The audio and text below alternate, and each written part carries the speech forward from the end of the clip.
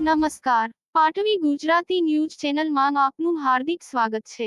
આંકલાવ તાલુકાના મુજકુવા ગામ કાશીપુરા વિસ્તારમાં પ્રાથમિક શાળામાં શ્રી ક્ષત્રિય રાજપૂત પઢિયાર પરિહાર પ્રતિહાર વિકાસ ટ્રસ્ટના આજીવન સભ્યશ્રી અને કાશીપુરા મુજકુવાતા આંકલાવના સામાજિક આગેવાન એવા શ્રી દિલીપસિંહ અરવિંદસિંહ પઢિયાર અને તેમના પરિવાર તરફથી કાશીપુરા પ્રાથમિક શાળા મુજકુવા ખાતે આજ રોજ ધોરણ પહેલી 8ના વિદ્યાર્થીઓને મફતમાં ચોપડા વિતરણ કરવામાં આવ્યા.